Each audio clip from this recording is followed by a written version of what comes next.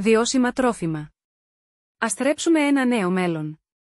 Μαθαίνοντας ότι 820 εκατομμύρια άνθρωποι στον κόσμο δεν έχουν αρκετή τροφή, αλλά 2 δισεκατομμύρια άνθρωποι υποφέρουν από παχυσαρκία.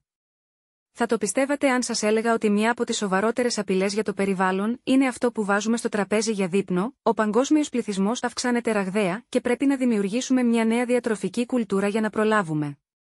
Η αποψήλωση των δασών, οι εκπομπές αερίων του θερμοκηπίου, η κατανάλωση γλυκού νερού, η απώλεια της βιοποικιλότητας, είναι όλες συνέπειες της υπερπαραγωγής τροφίμων από τις βιομηχανίες μας. Είναι σοκαριστικό ότι το 1 τρίτο της παγκόσμιας παραγωγής τροφίμων σπαταλιέται κάθε χρόνο. Η εξασφάλιση υγιεινών, καλών τροφίμων που δεν καταστρέφουν το περιβάλλον μας είναι μια φιλόδοξη πρόκληση που δεν μπορούμε να φέρουμε εις πέρας μόνοι μας, χρειαζόμαστε την υποστήριξη των κυβερνήσεων όλου του κόσμου. Δεν υπάρχει καμία αμφιβολία ότι το σημερινό σύστημα δεν είναι πλέον βιώσιμο και οι κυβερνήσεις σε όλο τον κόσμο πρέπει να σπεύσουν να εξασφαλίσουν έναν υγιή και πλούσιο εφοδιασμό τροφίμων για όλους, ο οποίος δεν θα επηρεάζει αρνητικά το εύθραυστο οικοσύστημά μας. Η λύση.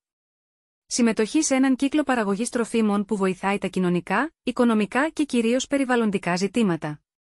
Τι μπορώ να κάνω? Συμμετέχετε σε κοινοτικές πρωτοβουλίες, όπως ένας αστικός λαχανόκηπος ή ερευνητικές μελέτες για την κουλτούρα των τροφίμων.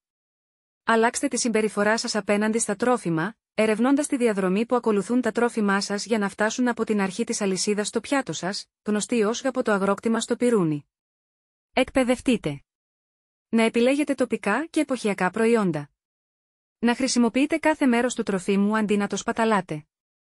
Για να μάθετε νέες συνταγές που χρησιμοποιούν εποχιακά, τοπικά προϊόντα. Μάθετε περισσότερα στην ιστοσελίδα μας. Και να αρχίσετε να δίνετε σημασία στο από που προέρχεται το φαγητό σας.